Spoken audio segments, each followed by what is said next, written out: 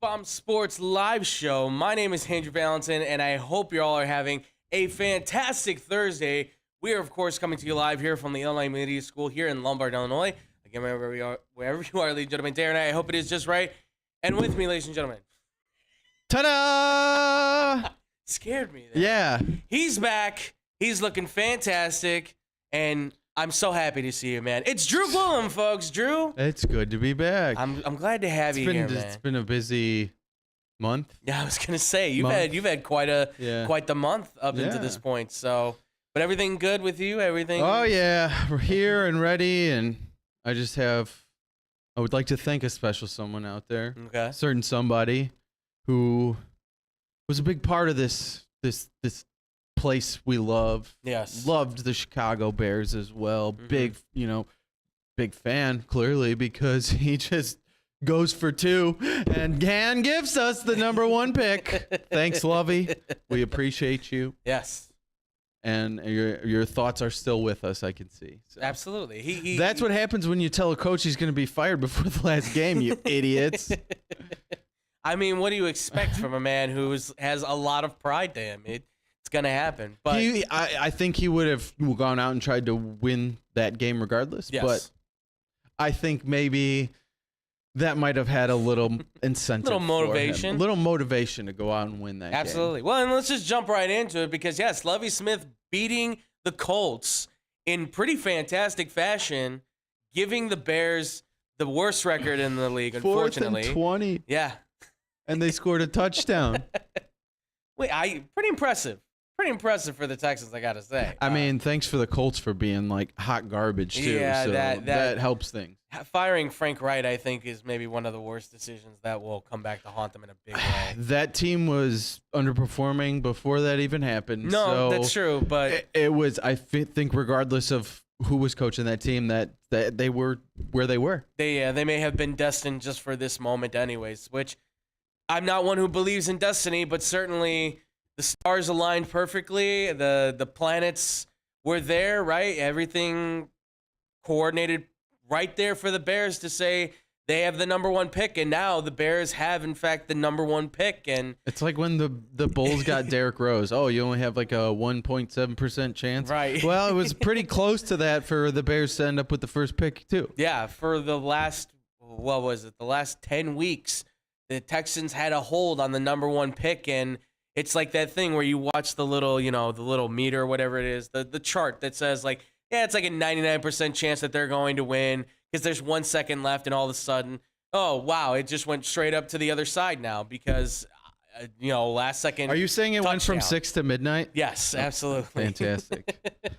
I feel like we all Bears fans went from 6 to midnight when they saw that they got the number one overall pick. It was quite the elation across the city from Bears fans when. Obviously, Chicago sees that they lose to the Vikings, which is unfortunate, but something I think, well. No. At that point of the season. Yeah, it's kind of like. It was not unfortunate one bit. Yeah. They did the right thing. They sat Justin Fields down. Mm-hmm. As much as I enjoyed seeing him this season, it wasn't going to do any good that one game at the end of the season, having Fields in there to try and win that game wasn't going to do your team or your franchise any good. Yeah, and I. Listen, as somebody who sits now on the outside looking in, I definitely understand where fans saying that he needs to sit this game and stuff. Totally agree. I mean, it's the last game of the season. What does it mean? Obviously, you're in the perfect position where if you lose this game, and obviously the scenario that happens, you get the top pick, which is great. The Bears get the top pick, and that's what that's something that they've only had twice in their history. Now, granted, those two times did not go their way, with the first being Tom Harmon, former University of Michigan and College Football Hall of Famer, mind you, passed on the chance to play for the Bears to actually sign him. We don't need to talk about it. Yeah, he signed with a movie contract, and then there was Fenimore who played 1 year and then decided, yeah, football's not for me. But those were back in the early days of the 40s, and, this is a new time where there's a whole new athlete out there, and there's a lot on that. But before we get into all that draft stuff and we start breaking down, obviously, because we're going to talk a lot on this quarterback, we've got some news, obviously, today for the Bears because we knew that Ted Phillips was effectively resigning at the end of the season here. He was done. He's retiring. no longer part of the Bears, which is something that we talked about immensely for like the last year and a half. And they have their guy. They have gone to the Big Ten. They have hired Commissioner Kevin Warren, who will now be the president and the CEO of the Chicago Bears. So, Drew, from your perspective, this man obviously has a pretty good criteria, I would say, a pretty good resume going for himself. But what are your thoughts, certainly being a fan of the Chicago Bears, what do you think this does for the Bears? And how does it make you feel, too, to get Kevin Warren as the new president and CEO? I don't know a ton about him, but from what I've heard and seen, he's great for this role. Mm-hmm. Very great for this role. Yeah. Did great things with the Big Ten, getting all these new teams pushed into the Big Ten. Mm-hmm. USC, UCLA. Yep. It was big moves. Yes. And what those big moves take is a man that knows what the hell he's talking about, knows what he's doing to make these things happen. Yeah. So I think to get a guy like that who helped get the Minnesota Vikings stadium done. Mm-hmm. He was a part in that. Close with I can't think of his name with the Vikings, who he worked with. Yeah, I know what you're saying. Yeah, I can't remember the name. He worked closely with him getting things in order for the Viking stadium. Yes. Guess who is looking to get a new stadium coming up here? Yes. The And Bears. he was also with the Rams too in helping them build SoFi. Yeah. Which many people feel is the pinnacle of next gen stadiums, right? That's what everybody's looking for, is that kind of stadium. Well, Kevin Warren had a hand in building two of the most modern day stadiums in Minnesota and Los Angeles. So adding him to that bubble certainly can't hurt, getting this job finally, getting the project off the ground, which, come on, Bears. Seriously, the 6-minute video of like, well, we put this around the stadium and then we put the glass dome over the top. It's obviously a last-ditch effort to try and do something. It's their Hail Mary to keep them in. That's a whole you could we could if you be get here me forever, going on that. Absolutely. It's that and Ted Phillips actually trying to get a hold of the city of Chicago to get things taken care of, and they completely ignored him about all of that. And now you want to try and do something. Yes. Now that they are in the bid for the Arlington Heights property, now you want to try and do something. If you're not going to pay attention to the team's needs, then you ain't gonna do it now. No, this can't be your legacy project right at the very end where it's like, well, I'm going out with a bang. That's not going out with a bang. That's creating more chaos, because it's a $2.2 billion. I don't want to stick on this, but I'm saying it's $2.2 billion. At least half of that's coming out of the taxpayers. The city of Chicago already was like, no, we've got all these other things we have to fix in the city, and you want to spend it on a stadium. And by the way, traffic would be nuts, because you know what they'd have to shut down?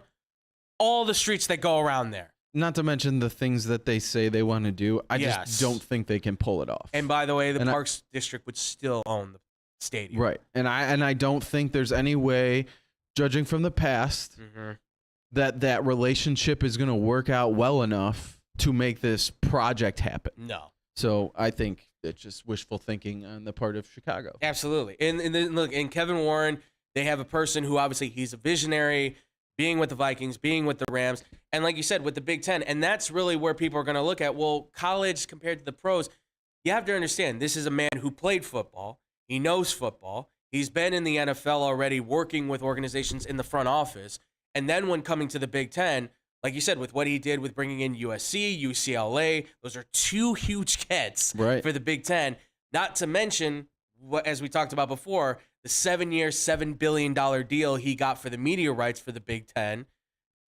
That proves that this man understands the business of football, and can sit down with these other owners and GMs and presidents and discuss things. And one of the big things for me here is that I believe it's been said that he's on the business side. He is here to give full 100% support to Ryan Poles to do his job. Yes. His job. Right. While exactly. Calvin Warren is doing his job. Yes. And not meddling in football decisions. Right. Absolutely. And then, which is big deal for this team. And I know that's some people's concerns because obviously it's kind of the same status we hear like with Poles with Fields, right? Well, he didn't draft him. Well, Kevin Warren didn't hire Ryan Poles. I don't necessarily think that will be a problem because Kevin Warren seems to be a very matter-of-fact kind of guy. He doesn't seem to want to meddle in people's mess. You do your work, I'll do my work, right? He seems like that kind of a guy. While he's not meddling in football decisions, he is a guy that knows football. Yeah, absolutely. And can be used for support. Yes. And they can bring him in on and ask him those questions. What do you think? Yeah. Ultimately, it's Poles' decision on those Yeah, if you topics, need another voice, bring him in. A guy who's been a part of the league, been a part of the NFL for a long time, and knows that side of the game. Absolutely. Well, and the business. Especially if you're looking like in the Big Ten for some players, like you don't think they're going to go to Kevin Warren and be like, hey, you ran the conference. Right. What do you think about this guy? What do you think about that guy? What do you think about, this? It's another advantage towards the Bears. And for a team who needs all the advantages they can get. Yes, absolutely. And speaking of an advantage, obviously one of their advantages has been their quarterback all year long. Who? Justin Fields? Justin Fields. Absolutely. No. He has been the main sparkle, if the only sparkle, on this team, really. And God, he's such a stud. He is talented. He is very talented. No, he's a stud. Okay. All right. That's fine. Yep. Fine. You can dial it back all you want. I can't wait till you eat crow. Pull it down from the tree, and I'll snack on it. So I'll get you a wing. I've said I will eat my words. I will eat my words if it does happen. And he had a good year this year, right? Over 2,200 passing yards, more touchdowns than interceptions. Obviously, almost broke the rushing record. It was an incredible season from year one, where obviously you're balancing between two different quarterbacks and a weird coach. With the possibility of Nagy and his staff, the possibility was there to completely ruin this quarterback. Yes, and absolutely. have him be another bust crapshoot of a player that comes into a team that's ruined by coaching staff. Yeah, absolutely. So the fact that he didn't, the fact that he's improved, the fact that he did what he could with the garbage they had out on the field talent-wise. Yeah. Give this guy some players and an offensive line, and I think the sky's the limit. Absolutely. I mean, there's certainly, for what the NFL is becoming now and what we're seeing a lot more from quarterbacks, particularly with obviously like Jalen Hurts and a few other guys around there. I mean, Hurts is really his biggest, I think, comparison as of right now. It certainly shows that you can have success within that style of play. Obviously, Poles has said, he's like, this is my guy. He's kind of backed him as being the quarterback. Poles said that he obviously wants to see more improvement from him as a passer. I think that's a given. Everybody says that's a given. Everyone does. And there are things that obviously he mechanically, I think, has to fix. But I think on the other end, too, you also have to say, well, if you had just another notch above in receivers, it would help guys that get open. So at the end of your drop, when you're supposed to release that ball, right, you hit your last drop, your step back, your foot hits the ground. Yes. You're supposed to be pushing forward and releasing, right, and finding a receiver. Those guys aren't open. That's why he has spent so much time in the pocket. Yeah. And it has been difficult. Absolutely. Well, and I mean, let's also keep in mind, too, there is a big difference between open in college and open in the NFL. Like yes, that is something that I think he has to recognize more. Exactly. I agree. Because not every time, because these guys have had a lot of trouble getting open, but there's been times, I know he stinks, but Equanimeous St. Brown, he's been open set times, and it's like the hole is like that big. It's tiny, but the window is there for him to throw it, and it seems like he just waits a little too long, or he just doesn't recognize it. And that's where I myself, and I'm sure everyone else, wants to see more of that. But that, I think, will come as you learn the offense because the other thing is, Luke Getsy was probably doing a lot of this stuff on the fly, right? I mean, it's fair to say that Getsy probably had to alternate a lot of things for Justin Fields to adapt to what they could, to try and see, like, okay, what can we get out of this kid? Let's try and keep him alive as possible. But I ask you this, obviously, rumors are circulating, and I'm sure you're going to have your say on this, about some people saying, what is the possibility of the Bears looking into moving off of Justin Fields and maybe going with another quarterback. What do you? Nope. I was gonna say nope. It sounds like an asinine statement for sure by many people. It's not an asinine statement because of the fact that there are good quarterbacks in this draft. Yeah, they are potentially going to be very good quarterbacks in this league. Mm-hmm. But at the same time, Justin Fields has already been in the league. Yeah, he's shown you improvements. Mm-hmm. He's shown you what he can do with some time. Yeah. Now get him the pieces he needs. Listen, this guy did what he had to do to survive this season and to try and help his team win. That's why he ran as much as he did. Yes, they designed runs for him, but his biggest runs were off of pass plays that were broken down plays that he took off. This dude, his junior year at Ohio State, sorry, I hate saying that name, but this dude had somewhere around 45 to 48 touchdown passes and 3 interceptions. Okay? If that doesn't scream pocket passer, I don't know what does. And that is with all the talent around him. Granted, I don't expect to have him to have all day to throw behind the offensive line in the NFL. That's not realistic. Right. But to have the time to actually feel comfortable in the pocket and not drop back and, like Sam Darnold has said before, he's seeing ghosts. Yes. Right. That happens to players because they're constantly getting their ass kicked back there.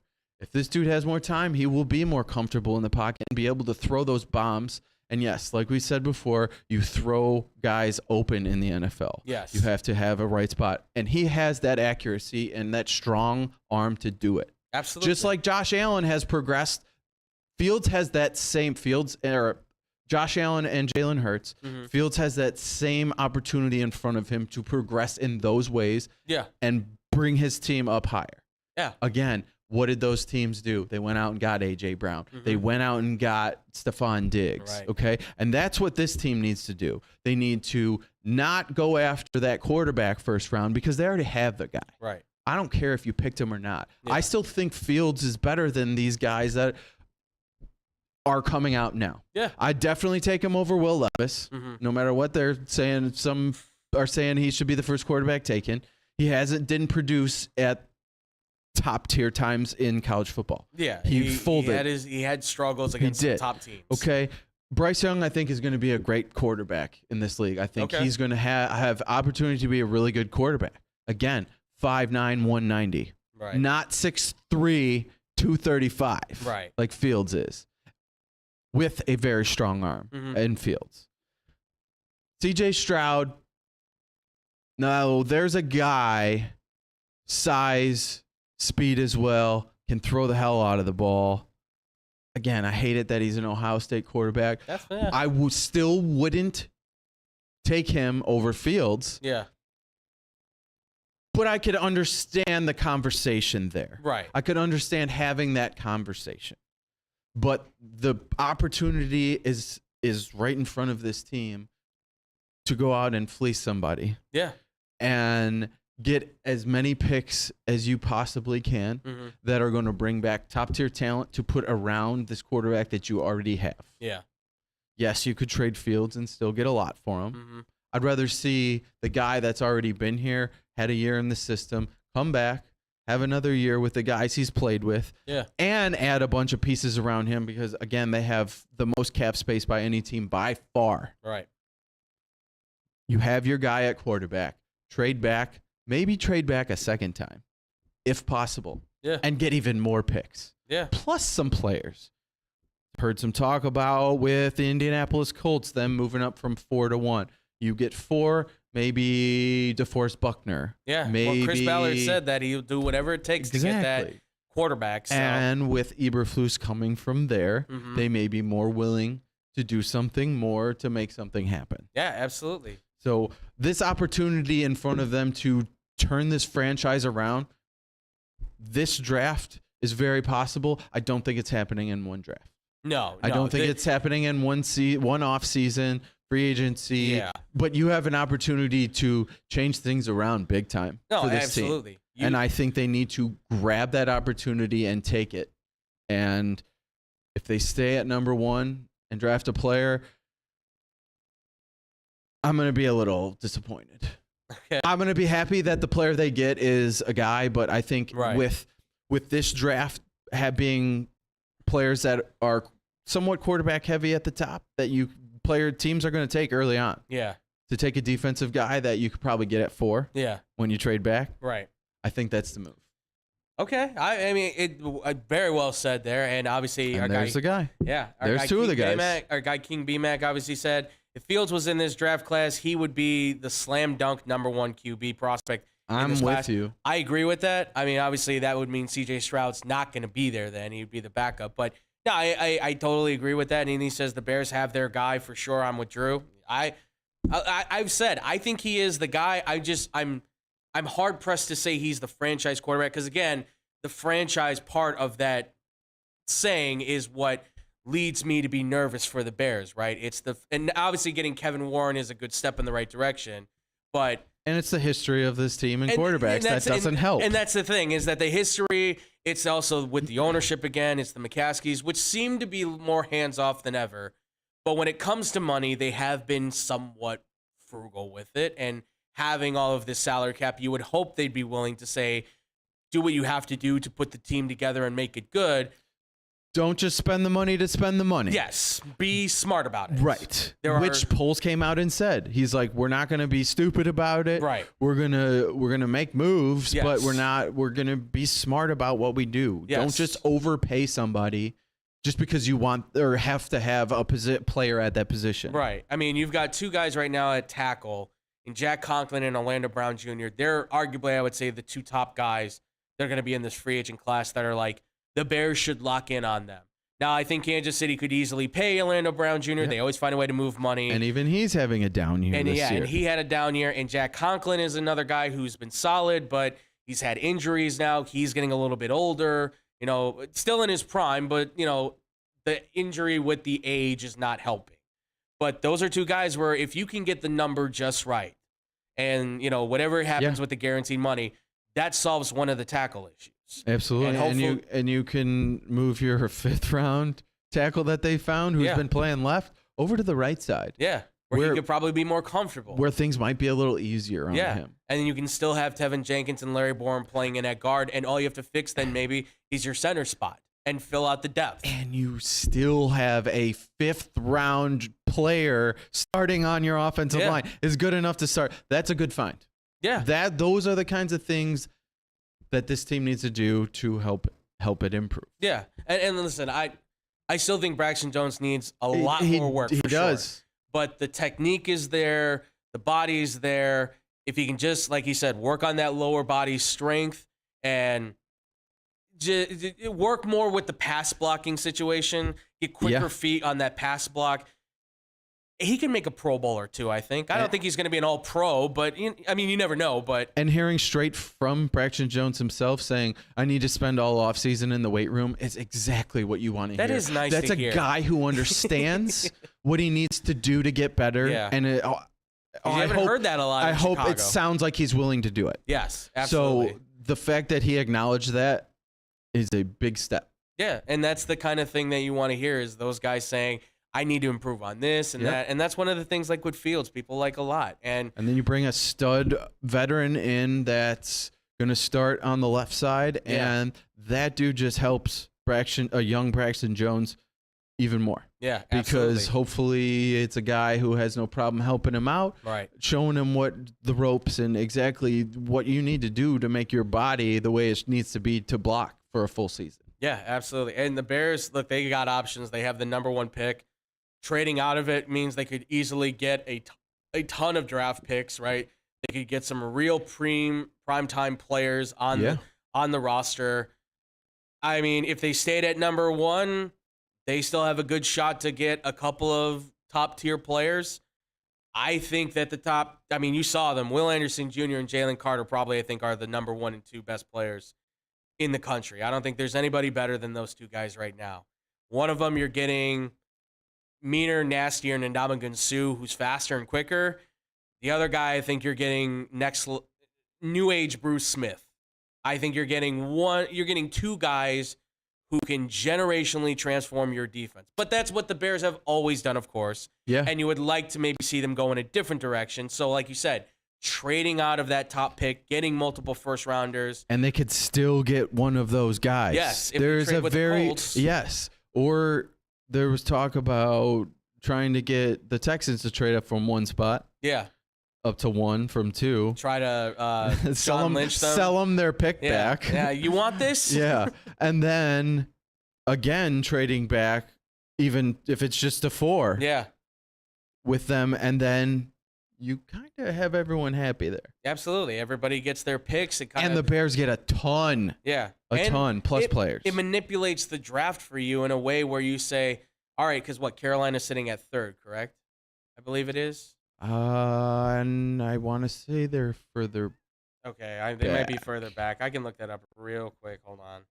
But if they were to pull that move off, that would obviously put the draft in their favor where they could say, all right, whichever guy's there, Jalen Carter or Will Anderson Jr., we take that guy, we get him at a lower pick, which means you get him for less money, but ultimately you have the opportunity to, like you said, flip that and turn that into more picks, which leads to more players, more quality players, and that hopefully means that the roster then can start building around said quarterback. Right. So, I mean, I guess we'll see what happens with the Bears in this top pick. They've got a lot that they have to work out, but ultimately it's going to come down to now figuring out your offseason issues, finding the guys that may want to come play here in Chicago. I mean, how about one of these wide receivers, these stud wide receivers that wants to leave? Yeah. I mean, Brandon Cook says he wants out, and if the Texans are I was thinking more like DeAndre Hopkins.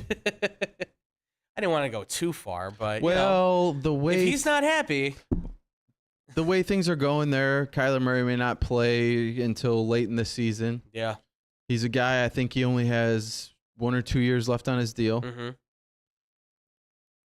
Now's the time. Yeah. You could get him for less than you would a Devontae Adams. I mean, I was hearing like a 2nd and a 3rd or something. I would do that in a second. Yeah, I would do that in a second. Because I mean, listen, if you're saying that he's your number 1, then with Mooney and Claypool as your 2nd and 3rd option, it's not the best thing to say, but it's a number 1 go-to guy for your quarterback. All of a sudden, that wide receiver core looks a lot better. Absolutely, and he makes the difference. That number 1 wide receiver takes so much pressure off of everyone else. Yeah, and I'd still go maybe look for another tight end, but yeah, it's just something to kind of help give him a little bit more buffer because I'm still not certain on. If you can't get a trade in for one of those nice veteran wide receivers, if one of the free agent tight ends that's really good out there, I've heard a name of Gesicki thrown out there. Yes, absolutely.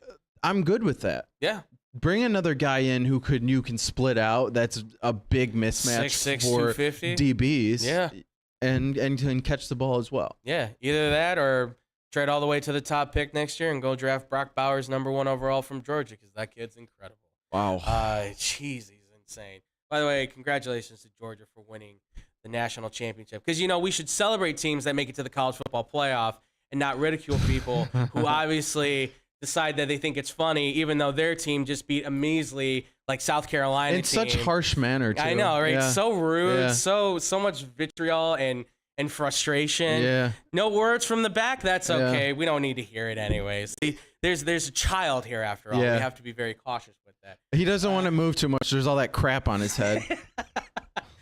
When we do come back here, folks, let us know, obviously. What do you think about the Bears? How do you think this situation is going to play out? What would you do with the number 1 pick? What do you think they need to do to help Justin Fields even more? We want to hear from you guys. Comment. We want to hear from all your possibilities. When we do come back here, folks, more NFL talk. We're going to get into the nitty-gritty of what's been going down this season and what potentially could be happening this offseason right here on the X-Bomb Sports Live Show.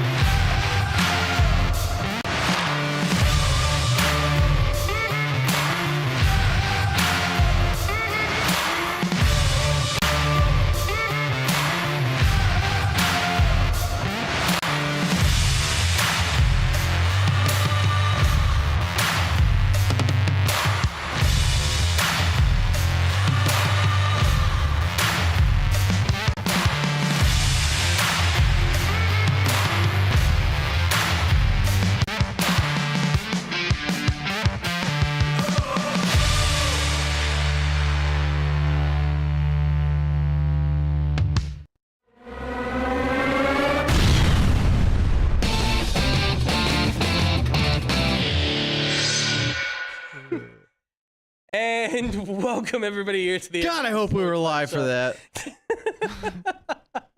What an interesting conversation we have between breaks, I tell you. We just got done talking about the Bears. The end of the season. That's not what we were just talking about. No, that's not even close to what we were talking about. Oh, the show. Yes, absolutely. Right. We'll put that on a podcast. Yeah, that'll definitely be going on a podcast for sure, folks. Which we're in the works on that stuff, so be ready for that. But Drew, we got more NFL news we got to talk about. Are you ready to hit this, my man? Always. Let's do it then, folks. So we're gonna start this one off with obviously what was a pretty serious situation with Damar Hamlin. Obviously, if you didn't see it, he took a bad hit on Monday Night Football playing against the Bengals 2 weeks ago. Obviously, pretty severe injury, and what we thought was just a big hit. Next thing we know, he drops, and he's not breathing. He's not moving. They apply immediate CPR, and he was taken to the hospital. And after 9 days in 2 hospitals, both in Cincinnati and now going into Buffalo, he's awake. He's okay. Unbelievable. It is a miracle that he is here with us, and he is conscious, and he is talking and everything. So, but I obviously for you, Drew, seeing that moment, obviously very impactful, put the whole sports world on a standstill, really. For you, I mean, what were the emotions and the impacts of seeing that play, considering that we haven't seen anything like this, I would say, for us at least, in our time of watching football, particularly in this time. What were your thoughts? So I had the game on. I was kind of listening at the time. I didn't actually see the hit happen, but I was listening. So I heard what was going on, and first, like, my thoughts were, oh shit. Yeah. Yes. Pardon my language, but yes, absolutely. And I think everyone in the stadium, from his family to players, the looks on their faces and just the emotion you heard from what the broadcasters had to say, and even back in the studio when they had to try and put words to what just happened and discuss, because the game wasn't going on from that point. Yeah. It's a incredibly scary situation, and something unlike I've never heard happen or seen before. And the fact that they were able to resuscitate him on the field saved his life. Absolutely. 100% saved his life. Because if they waited until the ambulance came in or whatnot, he probably wouldn't be here anymore. Yeah. It's crazy we love this game so much, and we talk about, these guys get paid so much damn money to play a kid's game. And I'm guilty of saying that as well, because I know I've said it before, like, you get paid millions of dollars to play a game, go play. Right. But this takes me back on that some. When you see something like this happen, or some of the damage that's done to these guys' bodies from their careers, head injuries, concussions, CTE, what that does to the players has led them to be so depressed and distraught that they've committed suicide because of it. Yeah. So, like I said, this takes me back on that stance some, to the point where this guy could have died on the field playing this game. Okay? These guys are big, grown, strong, fast men. Yeah. Bigger than the normal people. Yeah. And can inflict more damage than the normal person with pads and everything. So I'm kind of taken back from wanting to continue to call it a kid's game and say you get paid millions of dollars to some of these guys quit whining and go play. Yeah. This is one of those situations that changes that way of thinking, which is unfortunate that this is one of those things that happens that makes you think that way. Right. Through tragedy, unfortunately, these moments sometimes do occur where all of a sudden you go, oh, I've had an epiphany now. Maybe we need to consider another way of thinking about this. Yes. And I'm thrilled to know that he has left the hospital and back home with his family. Like just hearing that he was leaving the Cincinnati hospital was like, holy crap, that's a miracle. Like, yeah, just days after something like that happened. It's unbelievable that he was able to get on FaceTime with his teammates and kind of not say much but chat with them. Yeah. For what he could, make hand signals to them, let them know he's there for them. To watch their game that they went and played against New England. Yeah. Yes. And he might be at there's a possibility he's can be on the sidelines for their playoff game. And that's incredible. That would be great. That's incredible. Yeah. Like going from almost a total complete tragedy and something that's really hard to see and know that this happened in a professional game to where it's at now it's unbelievable. It's a great story to see happen in the manner that it has developed to be. No, I'm well said there, Drew. Obviously, I mean, seeing this for me, obviously, a lot of moments came up. My dad told me about the Chuck Hughes thing, where Chuck Hughes was a Lions player who actually played against the Bears the day that he dropped on the field. He was taken to the hospital, and he had passed away. Many people, I'm sure, remember the Hank Gathers from Loyola Marymount, where he takes the free throw, he runs down the court, and immediately drops on the court, and he died there on the court. Unfortunately, he passed away.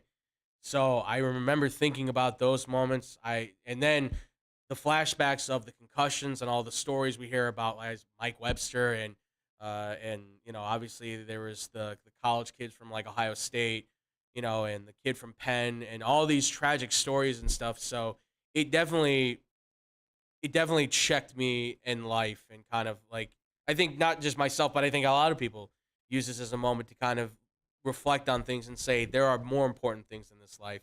Like the players, like the what was it, the linebacker from San Francisco that played for 3 seasons maybe, or maybe it's just Borland. 1 season. Yeah, and then retired because he said he's like, I don't want to do this to my body. I want to be with it in my later age. No, absolutely. Yeah, Borland was a guy who was supposed to be like the next coming for Patrick Willis, and he was having a lot of promise, and he had one bad hit, and it was a bad concussion, and he said, no, I'm not doing this anymore.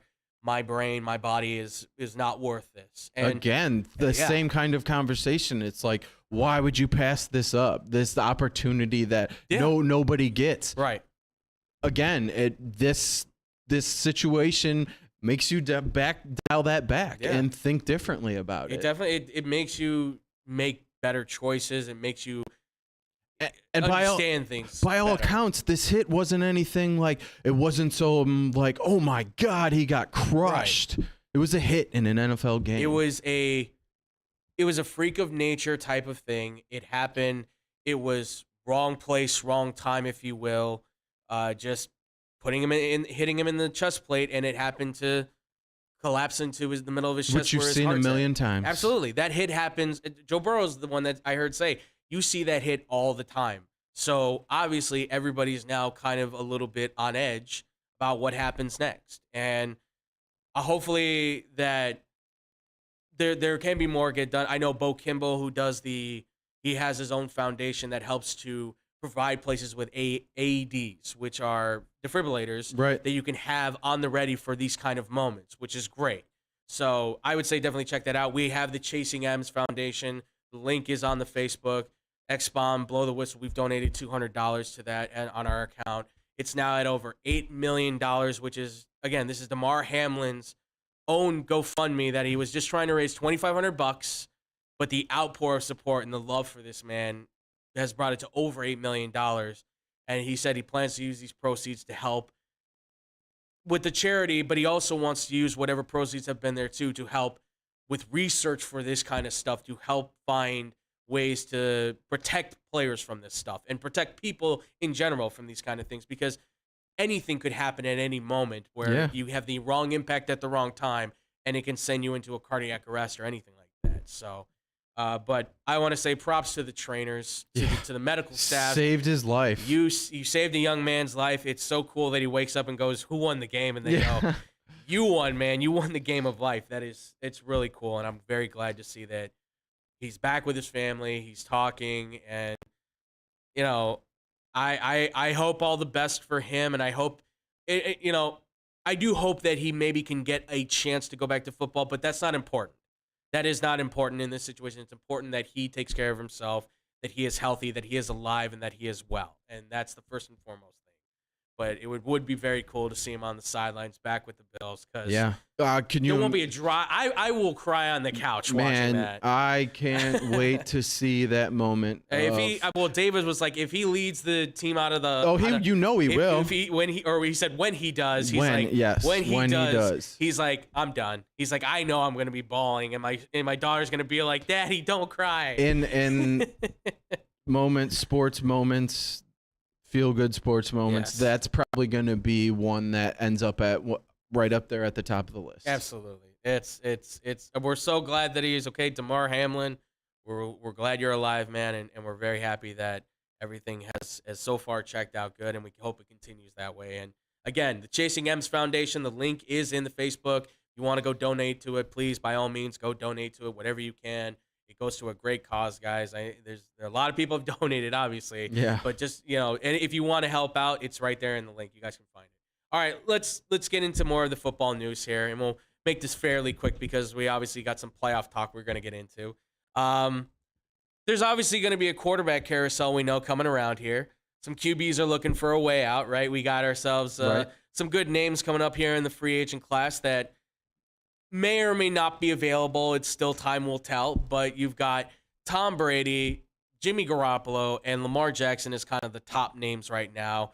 And we now hear that Derek Carr probably will be looking for a new team here soon. I do believe a trade or he'll be getting out. Yeah, I believe they said will release him if they can't find a trade partner. Yes, but February 15th, I think. Why would you say that? Because then teams aren't going to trade for him, and they'll just try and pick him up after. I don't know why Mark Davis can't stop talking, but not the statement I would make. No, because obviously you've just given all right, so we just wait. That's all they have to do then. So right, but. Drew, I ask you this, obviously, of not just these quarterbacks, but any quarterbacks that we know of going to free agency. There's Baker Mayfield, Daniel Jones. I know it's not the elite of the elite, but there's quite a few quarterbacks that'll be looking for opportunities out there. Right. Is there any of them that you see potentially making a bold move to certain teams or potentially, maybe not even getting the jobs that they want? I mean, do you see any of these quarterbacks being impact players for whatever teams that they go to, and what teams do you think those might be? I think it's hard to say. Derek Carr didn't have a pretty good situation where he was at. So that's tough for me. I think he shows flashes of being a really good quarterback at times, and then others just not. Yeah. So I'm not fully sold on him. I think Lamar Jackson out of this list is going to be one that could possibly throw a wrench in some teams' plans for rookie quarterbacks, or possibly trading for ones. Yeah. But I could see Lamar Jackson ending up on another team. Okay. Because of the fact of the Ravens not really giving him that deal that he wants. Right. He's not healthy right now. Yeah. And the Ravens might not give him fully what he wants now, and whereas one of these really quarterback-hungry teams see this guy and feel like, we could go get him, and it might not cost us as much. Okay. So, don't tell David that he's going to Atlanta because he will lose his mind. He already did. I can confirm on that, right, TJ? He lost his mind on that? Absolutely, positively. He was just screaming, do not even put that in the universe. Do not. Got all red faced, and I'm like, whoa. And the guy that was fighting with him back here, I was like, I want to cut your mic so bad. At some point, I'm just going to reach over and be like, you're done for the day, sir. Sorry. I mean, they already had Vic. Doesn't he want Michael Vick number 2? Yeah, why not? I mean, I would say he's a little bit better of a passer than Michael Vick in some regard. He just doesn't have the same kind of arm strength that Vick had. And he's right-handed too, so obviously a little bit of a difference. But the Lamar Jackson situation is interesting because obviously he had the $200 million fully guaranteed deal on the table. Obviously, there was more money still to be made, but getting $200 million fully guaranteed off that deal. And he said no, he wanted the $250 fully guaranteed contract. Which again, we've said this before, but I say this once more: if you're basing it off of Deshaun Watson's deal, you can't do that because the Browns were dumb and desperate enough to give him that money because they made a bad deal. And I think they know they made a bad deal, but it's a deal with the devil that they think will pay off in the end. I don't think it will, but Lamar, I think, needs to see that that's not the case. Yes, you didn't do anything wrong in your career. You've been a great guy so far. You've won the MVP. You've been to the All-Pro, Pro Bowl, all that stuff. But come on, man. The Ravens are business people. This is a business, and they still have to pay other players. And paying like you, Roquan Smith, $100 million. Yeah, which I'm sure he's so happy about. So, and that's going to cut into the. You can have him. Yeah. Great player, but you can have absolutely him for that price. Yeah, $60 million fully guaranteed by all means. Yeah. Ray Lewis 2.0. Good, have fun. Bengals are still going to beat your butt, but I'm just saying. Yeah. But that even counts. Like, he's not even playing in this game. He's missing his 6th game, and now that's something over the last 2 years. Injuries, he's missed, I believe, now a total of 9 games if he's missing this one now. I don't blame this guy one bit if he feels like he could go out there and play. Yeah. But not fully to his Lamar Jackson capacity. Absolutely. Where he's like, well, if I did have my contract, then I could probably go out there and do this. But right. I'm not going to go risk further injury. Yeah. And set himself back even further. Absolutely. And then not get a deal from anybody. Right. Or his deal's even way less than what. Or the teams that he would want to go to all of a sudden are like, yeah, we'll just go with somebody else. Right. Exactly. I don't know what's going to happen with Tom Brady. I think he still wants to play. I think he should retire. I think he should have retired after the last Super Bowl he won, but. I mean, there was always talk about Tom Brady wanting to go play in San Francisco. Yes. But that's all. That rumor's always out there, but it's also there with Rodgers. There was that. Then there's the Raiders saying they're gonna try and go get Brady. With then Josh McDaniels. yes. Yeah. And then there was Miami still wants Brady. Mm-hmm. Unsure about Tua now. So I don't know. Like, I think Brady could end up anywhere. Like, yeah. I really don't think he's going to go to another team unless it's like a perfect situation for him. Right. Like it was kind of coming to Tampa here. Yeah. They had a really great defense. They had stud offense, great offensive line, weapons, and they won a Super Bowl right away. Yeah. Okay. So I think if he sees that opportunity there for him, he'll take that again. Yeah. But otherwise, I don't see him going anywhere. I see him maybe staying with Buccaneers for another year or two, maybe. Maybe. If not, maybe just one more year and then being done. Yeah, he's certainly going to have options. He still plays incredibly well, and who needs a veteran quarterback? A lot of teams would like that, right? And Miami feels like the one team that it's like there's just enough there that you might be able to do something. So who knows? Yeah. I will say this is my prediction. Derek Carr, I think, is an Indianapolis Colt, and I think Jimmy Garoppolo should go to the Jets because of his connection with Robert Saleh. Saleh likes him. And it's your chance to say, okay, Zach, you either beat out Jimmy Garoppolo or I think he's already done. But this is like your last ditch effort to say, here's your competition. You win the job. You get the job. You don't beat him out. We're finding a trade partner for you then. We're getting you out of here. Like, that's your last moment. And I think Derek Carr in Indianapolis, just because there's enough there. The offensive line is good enough. The receivers, I think, are talented. But you think they're going to make the same move that they've made the last few years of going after that veteran quarterback who they think they can just plug in and play, and they're ready to win. Right. They're a quarterback away. So you think they go with the Phillip Rivers onto Carson Wentz, onto Matt Ryan route Carr. again to Derek Carr, or are they going to do whatever the hell they have to do to get up to that number 1 pick and take a quarterback? No, I mean, you could be right. Obviously, it seems like Ballard is really set. He certainly seems set on a quarterback. How he gets that quarterback is the question, I think.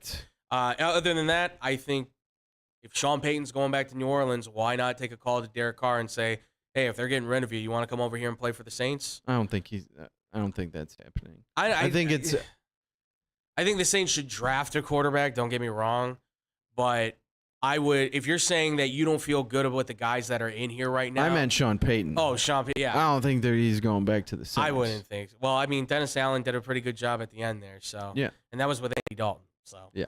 But I mean, even without Sean Payton, let's say, even still, I think the Saints would be a good spot. Especially if they're cutting him, then you can make his contract whatever you want, and they need help with their contract as it is. So, I mean, just get rid of Taysom Hill and all those guys already. For God's sakes, get a real quarterback, not like a guy from Notre Dame that you took in the 4th round that you thought was going to be the next Drew Brees. But trash bag. We'll see. We'll see what. Hey, he's here. He's taking the shots while he's here. So. You've been away for over a year, so you just got to sit there and roll with the punches. Tom is here, folks. So with the beautiful baby as well. But obviously, there's a lot we're gonna see with these quarterbacks. But outside of the quarterbacks, we know there's another carousel going on, and that's the coaching carousel, which we have now seen the 4th and 5th coaches be fired in Cliff Kingsbury and now Lovie Smith. Both being fired from the Cardinals and the Texans, respectively, or disrespectively, however you want to look at it. They're joining Matt Rule, Nathaniel Hackett, and, of course, Frank Wright as the 5 coaches fired so far this season. So, Drew, I guess I ask you, I mean, their jobs are open now. I can't say where any of these guys are going to go. I'm sure they're going to get coordinator jobs somewhere else because they're all pretty efficient enough. But of these head coaching jobs that are now available, Cardinals, Texans, Broncos, Panthers, and why am I blanking now all of a sudden? Jeez. What am I missing here? What team am I missing now? Jeez, oh my God. I'm having a hard time. Oh my God. Can you help me out? Indy, Jesus. We just talked about. I had a senior moment. There he is. I'm sorry. Yes, I'm sorry about that. Thanks, TJ. Thank you, TJ. Appreciate it. I've been away for a while, so give me a break. I'm getting back into the swing of things. Of these jobs, though, which ones do you feel like are like the top of the line jobs? Like and who do you think could be good for those jobs too? If you had your choice. I know Arizona requested to talk with Sean Payton, just like the Broncos. Yes. And when Mike McCarthy gets fired in Dallas after they lose to the Bucs in the 1st round, really, there's going to be a possibility there. Everybody thinks he's getting fired, huh? Look at the track record. Look at the track record. I'm just saying, All Jerry said he had his back. Jerry says a lot of things. Yeah, I know. Crazy old man, Jerry. You can't. It's Jerry's world. We all just live in it. Take his actions for what he means, Right. not his words. Absolutely. Okay? And I just see them going out in the 1st round and that not flying well with Jerry again. Okay. So, but I think so. I think there's a good chance that Sean Payton goes to Denver. Okay. It's a really good situation. I think coaching did not help that team at all. But guess what? Russell Wilson didn't help that team at all. Yeah. I feel like he could get more out of Russell. Okay. All right. Just with the way he runs his offense, I think it will work better. I think that'd be a good spot for him. Yeah. Looks like they're going to give him the autonomy to do what he wants, which is what he wants as well. Absolutely. I could see that being a good spot for him. Yeah, for sure. Where else did he interview or talk? Oh, everywhere. Yeah. At this point, everybody's put in their bid. I know Houston just did their bid. They're going to interview with him. I don't think that's the worst coaching job right now in the NFL. There's too much going wrong there. Everything goes wrong there. Yeah. We're going to have these one and done coaches until we start winning some and then hire the real coach. I mean, those guys were the scapegoats. It's not going to work when you were that bad year after year after year. Yeah. And have a dysfunctional organization from all accounts. Absolutely. I mean, you fired Easterby, your vice president. Caserio is still there as your GM. You've gone through 2 head coaches now that both were clearly going to be like, yeah, we're just still searching for something. So I think that on top of that too, by the way, the McNairs are now going to court, I think it is, to fight over custody over the team. So there's too much wrong with Houston right now to, I think, say that if anybody's going to take that job, it'd be a top coach. I can't see that happening. I feel like they'd have to go a totally different route.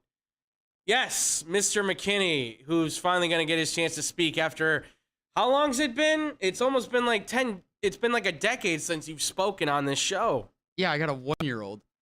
Yeah, that's true. There he is. Yeah, look at him. What about David Shaw? He's David Shaw is an interesting name, and I like He's that. interviewed with that. the Broncos, just like Harbaugh. It's true. I think he'd be a perfect fit in Houston. He is one of Jim Harbaugh's, obviously, assistants, so he has that Jim Harbaugh offense. That's a good look at Tom coming back with some good ideas. Now, if only we can keep that streak going. That won't, but we can try. No, it's David Shaw's a good. I think that's a good college coach. He did a great job at Stanford. Absolutely, he developed some really good players for the NFL. Obviously, won a lot at Stanford. It was a slide, obviously, here at the end, but he's a good players coach. He's very much Jim Caldwell. He's very much, which is another guy that I think should be considered for a head coaching job as well. Once again, and I think he could be the guy that fixes Houston because he fixed Detroit. Like, folks, he fixed the Lions for back-to-back years. They went to the playoffs, and I believe one of these years they might have won the division. If I'm not mistaken. I might be wrong on that. But I do know they went to back-to-back playoffs, and then they fired him because he went 8-8. And then they hired Matt Patricia, and then obviously everything derailed. we saw how that turned out. Yes, so I think right now he's the only guy that could fix Houston. I don't think Sean Payton could do it. There's too much nonsense going on there. Yeah. And obviously we got to talk about your guy Jim Harbaugh. Obviously, what are you laughing about? Ooh, we bought a kid a hamburger. That's the worst thing that's happening right now. He's been in talks for NFL head coaching. It's a hamburger. He's been in talks for NFL coaching jobs again for years now. Yeah. And listen, he's one of those few coaches that he's been successful in the college ranks and successful in the NFL. I mean, let's be honest. He probably could have been to more Super Bowls had he not run into the Giants in 11 and the Seahawks in 2013. So for Jim Harbaugh, is there a specific spot that you see him potentially landing if he does take an NFL job, or do you think that Michigan? I know where your heart wants him, but or do you think he's going to stay, or do you think he will leave and take a coaching job, and if so, where? I kind of get the sense that if a team's willing to offer him a head coaching job in the NFL, he would take it. Mm-hmm. But at the same time, I don't think he wants to really go through all that interview process. Right. From what I hear, it just kind of get the feel of that. Yeah. That he's happy at Michigan. If the opportunity comes and they want him, he'll go. Mm-hmm. But if not, he's fine in Michigan. Yeah. It sounds like he's kind of a guy that wears out his welcome after not a very lengthy period of time. So that it's always a possibility for him to make that jump again. Absolutely. I think he's a guy, like you said, with Sean Payton. He wants to have a lot of control from a lot of overhead as the GM and everything, because that was part of the problem he had in San Francisco was he was fighting with the GM and the owner about, well, you guys said we could have this, this, and this, but you're only giving me this, but I need that stuff to be able to win. And they didn't give it to him. So I think I think Indianapolis would be a good spot for him. You're not traveling too far away from Michigan. I think there's a perfect setup there for you to be able to win in the same fashion that San Francisco did. Strong running backs, good offensive line, solid defense, just get the quarterback thing proper. And I think you could really have something there. And Chris Ballard seems like the kind of guy that would include a coach in the discussions, which is what I think Harbaugh really wants, is just be included in a lot of the decision-making through this team. But there's a lot of coaching jobs out there. The Arizona one, I think they're going to need a tough coach to get out there. Somebody's going to have to put their foot to the grind on Kyler Murray to control him. Well, apparently he's going to have some say in who the next head coach is, which is a complete kind joke. Of worries me. A complete joke. Because you're worried about disappointing or making your whiny little quarterback mad. Yeah. You're a whiny guy. By the way, Arizona doesn't get Kyler Murray if they don't hire Cliff Kingsbury. Let's just be real. Cliff Kingsbury knew him since high school. There's a reason why they hired him, because otherwise he probably would have gone baseball. There's another situation that's a mess. Yeah. That's why DeAndre Hopkins is going to get the hell out of there. Mm-hmm. Come to the Bears. That would be good. That would be good. And like we said, it wouldn't cost a lot. The coaching landscape is certainly going to be one that's going to be wild and wacky. We're going to see a lot of different names being thrown out there. There's certainly a lot of coordinators that have proven themselves this year that are going to get opportunities. after just 1 year. Some of them after just 1 year of coaching, which is pretty incredible. So we'll see what happens. We'll skip the break, and let's just get right to it. Because, folks, playoff football is here, so you know what it's time for. It's time for the Pick Six. That's right. This is where we hit you with the top 6 games. And there's only 6 games this week, so playoffs. We're ready to do this. Are you ready for playoffs? Yeah. I love playoff football. I mean, there may be some dud games, but when the games are good, they are awesome. You know what? There could be some fun ones on here. There's going to be some duds. There are going to be some blowouts on this one for sure. But certain circumstances are kind of making that possible. Absolutely. But are you ready to do this, my friend? Yes, sir. Let's do this. So we're starting this one off with the Seattle Seahawks are at the 49ers. Right now, the Niners are full 10-point favorites. Over-unders at 42. Drew, how you see this one going?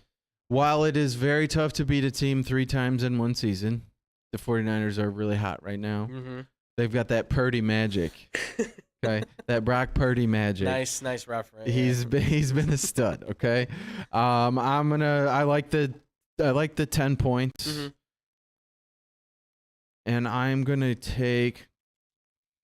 say under. Okay. Because I think that 49ers defense is also probably the best in the league. Yeah. And the Seahawks, while they did win their last game and make it into the playoffs, they've been a great story this year. I don't think it's going to continue. Okay. All right. I'm with you on it. 49ers, I'm going to say by 17. And props to Geno Smith. You broke Russell Wilson's record, which is incredible. And he had a great season. Does that not just scream completely average to you? Does Russell Wilson just not scream average quarterback to you now?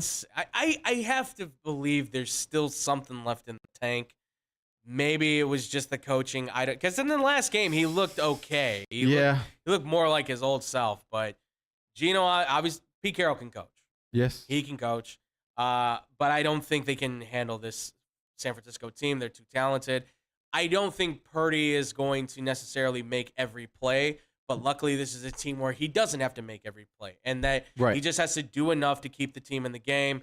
Very Jimmy Garoppolo-esque in his own right. So I see it as a 17-point win, and I think it could hit the over. I think the Seahawks could still put on some points in this one. All right, next we've got the Chargers. They're taking on the Jaguars. Interesting. Chargers are only 2.5-point favorites on this one. Over under though is set at 47.5. So Drew, who are you taking on this one, man? There's a good chance that Mike Williams is not going to play in this game. Yes. While they still have Keenan Allen, Joshua Palmer, and some other nice pieces there. We have seen this team without their big weapons, 1, 2 of them earlier in the season, and things did not go well. Yes. Again, hot teams. The Jaguars are one of those hot teams. Yes, absolutely. And I don't necessarily think that the coaching of the Chargers, we've seen it in the past, fail them. Yeah. In big-time situations. Unfortunately. And it doesn't get any bigger than the playoffs. Yeah. I'm going to take the Jags here. Okay. I'm going to take the Jags by a field goal. I'm taking the over here, though. I still think we're going to get some good points put up. But I think overall at the end, coaching's going to win out, and the hot Jacksonville Jaguars are going to move on to the next round of the playoffs. All right. It's tough to say because Herbert is a stud. I'm not taking anything away from that. I wanted to pick the Chargers. I just don't know if I can. No, I completely understand that way of thinking, and I'm joining you on it. The Jaguars are on a hot streak right now. Trevor Lawrence looks like he's taking that monumental leap. I mean, again, it's amazing what a year can do and the right head coach can do. Yeah. The right head coach can do. I like the Jaguars a lot. I know Etienne says he's ready to go. I don't know if he will be 100% in this game, but you know he's good for some plays. Zay Jones, Christian Kirk, Evan Ingram. They have the underrated, unknown cast-offs that everybody said were nothing. Aren't worth this price tag. Yes. You worth that price tag. You can't hit 1,000 yards. Well, guess who hit 1,000 yards? and made another extra $1 million off of getting 2 more receptions. The New York Giants couldn't get rid of Evan Ingram fast enough, and that dude's got 71 receptions this year. Yeah. Meanwhile, would you like to have a tight end on your team that had 71 receptions? That'd be wonderful. I'd like that. That'd be really good. Tom likes it. Yeah, that'd be really good. Yeah. Yeah, let's get one of those. Yeah. Meanwhile, Kenny Galladay falling just 74 catches short of his $500,000 bonus. Oh, so close. Oh, so close. That dude fell off fast. Listen, respect because you're a local, but you stink, man. Oh man, and I wanted the Bears to go out and get Kenny Galladay so bad that everybody was a free agent. Everybody was like, "Oh my God, he comes back home and he's a big receiver," and thank God they dodged that bullet. Wow. Russell Wilson, Kenny Galladay. We are like the Bears could have been in a totally different direction. For all the crap that the Bears put us through, man, those were 2 magical moments. Oh, that would have been rough. I'll take the Jaguars. I'm gonna say the Jaguars by a full touchdown, and I'm gonna say I think this hits the under. I don't think the Chargers. I just don't trust Brandon Staley. I don't. I do think there's a good shot he loses this game. He gets fired. Eckler could have like 3 touchdowns in this game. Yeah, too, absolutely. So. These 2 teams are very equal in a lot of ways, but one I feel like has momentum. The other one I think is still trying to find itself, which by now you should kind of know who you are, and it's Justin Herbert. I'm just saying. Kid's incredible. He's not Joe Burrow, but he's good. He's good at football. He's good at football. I need genetics, man. I want to be 6'6", not 5'8" and squatchy. All right, next we've got the Miami. It's enough with my complaints. Miami Dolphins. They're taking on the Buffalo Bills. 13's not enough. 13 points. 13's favorites not for enough. The Buffalo Bills. It's only at 43.5. Drew, does Miami even have a chance? Dolphins are starting Skyler. Yes. Yeah. Rookie quarterback. Third string backup. No chance. They might not even score a touch. They're probably, you know what? You're saying goose egg. The Dolphins, I'm not necessarily saying goose egg. Okay. The Dolphins won't score a touchdown in this game. Okay, so all field goals then.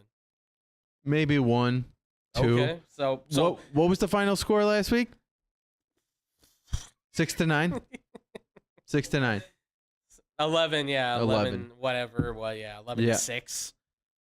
Yeah. Not exactly No, that's not what you're looking for. Yeah. The Bills have all the reason to go out and just smash. Mm-hmm. Okay? Damar Hamlin could possibly be at this game. They're playing for him. Yep. They're hot as well. Absolutely. Not to mention they're awesome all the way around. I'm taking Buffalo Bills. I'm going to take them by 20. Okay. 20 points. And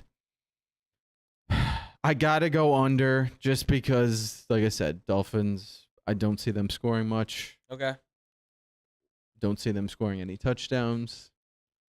And the Bills are going to win, and they could score the 43 points themselves.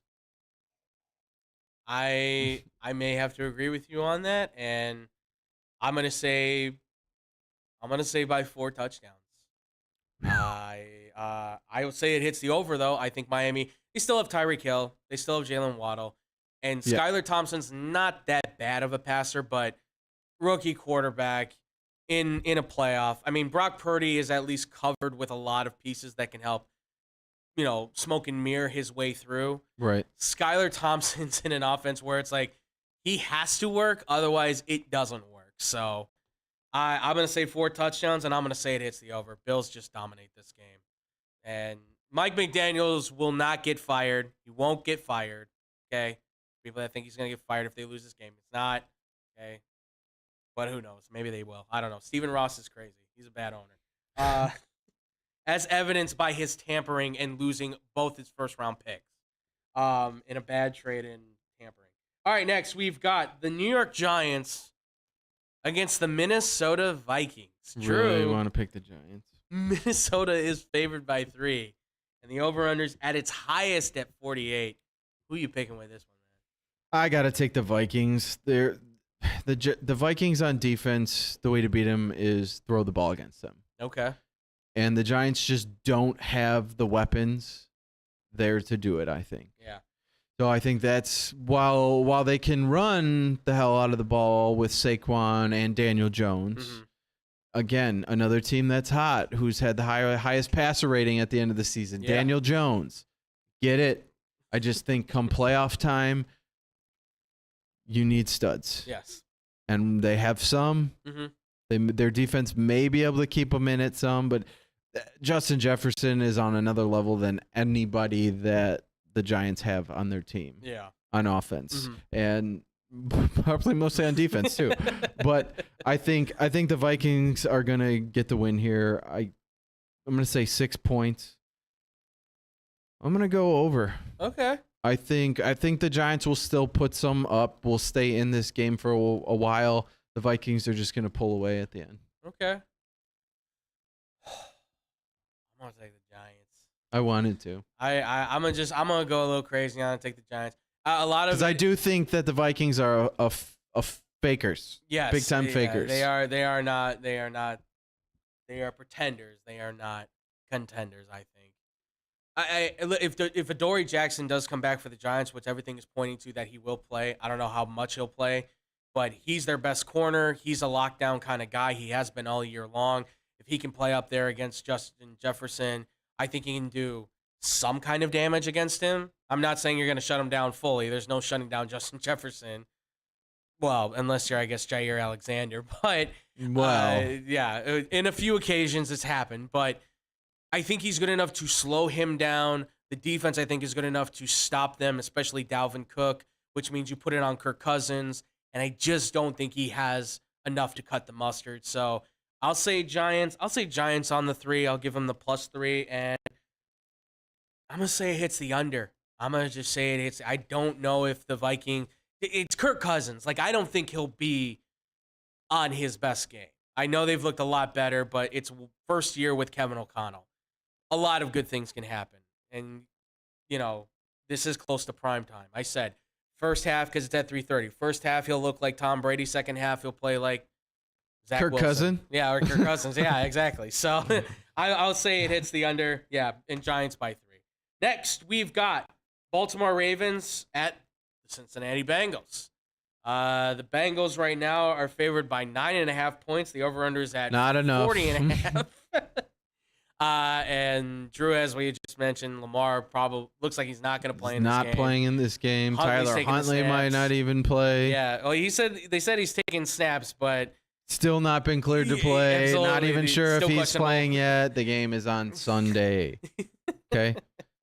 They're looking like it's going to be their third string quarterback starting, yes, much like the Miami Dolphins. This one could get ugly, and it could get ugly quick. yes, absolutely. Bengals are one of the best teams in the NFL all the way around. They are awesome. At whatever point somebody thought, oh, this Bengals team has lost 1 or 2 games. I don't know. Maybe they're not there. Maybe they're having a fall off after the Super Bowl. Yeah. No, they're they're even better than they were. Yeah. The offensive line figured their things out. They're chucking it all over the place. Defense is playing well. And without Lamar Jackson, this team's just not going to do it. Yeah. Even with Lamar Jackson, I just don't think the team's going to do it. Even with him, it doesn't feel Yeah. like they would be there. So, So I'm taking Cincinnati by a big win. I'm going to say 2 touchdowns. okay. And I'm going to go under Okay. because I don't think that the Ravens will score a bunch. All right. I will say Cincinnati. As if that's a shocker. Shocking. Yeah, right. Shocking. They don't have enough weapons. Lamar's hurt. Tyler Huntley could be hurt. Aaron Brown he was good in college, but that's about He's it. a third string quarterback Yeah. in the NFL for a reason. For a reason. I'm going to say Cincinnati. I'm going to say by 17. Should say 30. Yeah, let's go 30. Now, I'm going to say 17 because their defense is still decent. So I think almost picked 17. Yeah. Real close. I read your mind. That's what it is. I The did it Baltimore doesn't have a bad defense. They No. can they make can some s- stops. they can It's a still, I think, rivalry make some game, runs. in division rivalry. Yeah. They can get up and play for this game. The defense could do well for a while. Keep Dobbins it close. can stay healthy. He's going to run the ball 40 times, but Yeah. after the 40th time, he probably breaks his hip. But I see 17-point difference, and I'm going to say I'll say it just hits the over because I think Baltimore can still do something. So, and last but not least, it is probably going to be the game that everybody's going to be watching for: Dallas Cowboys at Tampa Bay Buccaneers. Dallas right now is favored by 2.5. The over/under is at 45.5. Drew, who you taking? Did you see the Cowboys' sorry-ass excuse to try and beat the Washington Commanders? I did. Sorry. Yes. Sorry. They looked terrible. Yes, when they did. your highlight of your team is your defense and they don't even show up and haven't been showing up. Yeah, they've been disappearing a lot lately. What do you think is gonna happen against the GOAT? I don't care that you're 12-5 and the Bucks are 8-9. Yeah. You're traveling to Tampa to play a game there, and you're 12-5. Guess what? That could have changed some if you would have beaten who you're supposed to. Yeah. And won when you're supposed to. I'm taking the Bucks here. I'm gonna take the Bucks by a field goal. And I'm going over here. I think this one might just totally, completely blast the over. Okay. All right. I'll play devil's advocate on it, and I'll say Cowboys. You're putting your money on Dak Prescott the way he's been playing? Sure. That is all I needed to hear. I'm just gonna play the devil's advocate on this. My heart of heart does say Tom Brady will find a way to beat the Cowboys because that's just what happens with Dallas at this point. But I will say Tony Pollard has been a nice little surprise for them. His explosiveness, I think, can take hold here in Tampa. So I would say they can do the 2.5, but I don't think it's getting any farther than that. I mean, it would have to be Tony Pollard and CeeDee Lamb have to take over the game, and Micah Parsons, who's really kind of disappeared as of late, needs to step into that role. But he's playing hurt. He's definitely playing hurt. They need to be that shutdown defense that they were early in the season. Trayvon Diggs needs to have at least, I would say, 2 interceptions on Tom Brady to give Dallas a chance to stay ahead in this game. And I'm saying give him a chance to stay ahead. That doesn't mean win. Okay, so I'll say Dallas by the 2.5, and I agree with the over. I think this game could get out of hand because it sounds like everybody's getting some nice needed rest in Tampa. They're not taking a lot of practices right now. That could be probably one of the better games, I think, between Cowboys, Bucks, and Chargers, Jags. That's what I was thinking, yeah. Those two games could be probably the two best. Absolutely. I will say, if you want to throw in a third, Giants, Vikings could be something. But I think definitely those two games will be the games of the week to look forward to. But that's going to do it for the Pick Six, ladies and gentlemen. Obviously, let us know who you picked, and that's going to do it for us here. As always, we really do appreciate you guys watching us, listening to us, all that stuff. And, of course, I have my man Drew Gwillem here with us as well, ladies and gentlemen. Drew, oh, yeah. Glad you could be here, man. It's good to see you again. It's good to be back in the swing of things. Let people know where they can find you, listen to you, ask you all the kind of deep questions they need to. Nobody ever asked me anything. That's true. Yeah. I always get the questions. Fine. Your weird questions. One of these days, I'm going to get a list of those questions. I'll get a list of them together. I'll start scratching down some answers and see where it leads me. Probably somewhere very dark. It could go a lot of places. Wonderful. Some of them very dark. Yeah, well, that's fun too. Yeah. Well, you can check me out here when I'm here, as long as I'm here. Wednesdays and Thursdays, doing our thing, talking wonderful, beautiful sports. Yep. And mostly football, which I have no complaints about. Yep. You can also check me out on Instagram at d.gwill25 and Facebook at Drew Gwillem. Absolutely. Guys, make sure to give him some likes, give him some loves, give him some follows. Say what's up to him. Ask him all your questions, if you want to call him that. If you guys want to follow me, I'm at DFluffyGuru on Twitter. You guys can follow me at Boom Crew Captain on Instagram as well. If you want to check out any more of the show, we're at Facebook at facebook.com/TeamXBombSports. We're also, of course, on the YouTube side as well at XBomb Sports on YouTube. And we're also back on Twitch finally. We're simulcasting on all of them, ladies and gentlemen. So you can find us on all the platforms that we're at XBomb Sports on Twitch as well. So make sure to follow us on all those. 5:30 to 6:30-ish is when we're going to be going live. You guys can also follow us on Instagram and Twitter at XBomb Sports as well. Make sure to follow us there for our social media. We're going to be back on that too. And if you have any questions or comments, hit us up at xbsportsofficial@gmail.com. We want to hear from you guys. Any questions or comments, anything like that, all the way. Real quick on the podcast stuff, you can check out Blow the Whistle TV. Doesn't like it even matters. Flying paper.